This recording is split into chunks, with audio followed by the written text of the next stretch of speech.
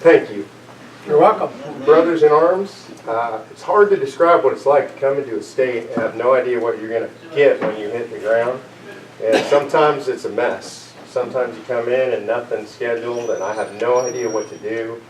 And those are the hard states for me. It's really hard to come in and hit the ground like that because my job is not to tell them what to do. My job is to be told what to do when I come in. They should. When I hit the ground, I hope that my state team has a list of needs, things that I can fill, people that they want me to talk to, places they want me to go. When it's not like that, it's really hard on me because I land and I'm just lost. I mean, imagine me showing up in Little Rock. I don't know these people. I don't know the physical layout of the legislature, and I've been in that situation a whole bunch of times. It is a tremendous difference and incredible service to show up in a state like this. And I've been here 3 times this year, by the way. I've never done that in another state in the country 3 times in one session ever. And so I've been here, and every time I come here, what happens is these guys know exactly what needs to be done. They have that place wired. They understand what's going on in there. They know where people are at. They know who they don't know where they're at. They got it written down. They got charts. They got graphs. They know what they need to do. And most importantly for me is they know what I need to do. That's an incredible service. And I use that word specifically and intentionally because what we try to be as an organization is a service organization. It's a weird thing for a political organization to call itself a service organization. You won't hear any other political organization call itself that. And when we founded this organization, it was a friend of mine, good friend of mine who's on the board, Tim Dunn, said, we're going to do politics differently.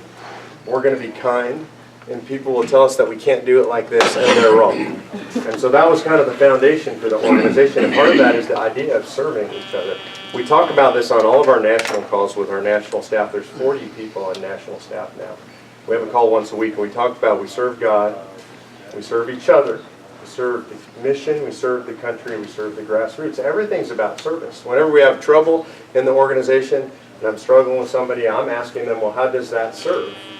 You know, with that interaction you're having with that person, are you serving them? So we think about service all the time. And when I show up here, and these guys do what they did for me, it's the ultimate service. And I was well served while I was here, and I appreciate that. You folks have done the exact same thing. I came in, you served my purpose for being here. You served each other, you take care of each other. I watch, we wait for people, we make sure people get where they're going. You served these guys, whatever they needed, you guys made sure it all happened.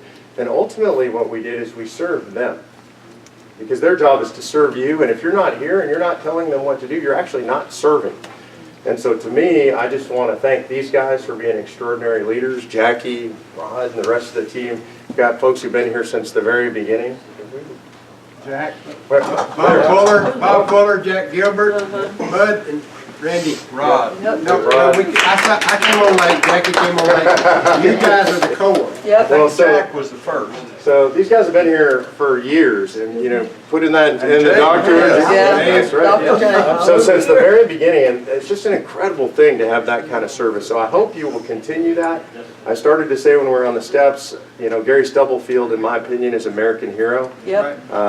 When I watch Austin McCollum, that's maybe.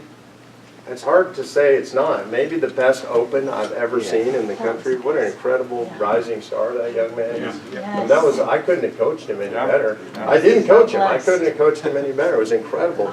So to see that kind of stuff. Now, what that means is we have an obligation to serve them. Randy knows this. They're in a long fight up there. Like, this is one thing for us. We're done. One and done. Those guys are going to come back every day for a long time still to come. And it's tiring and it's hard.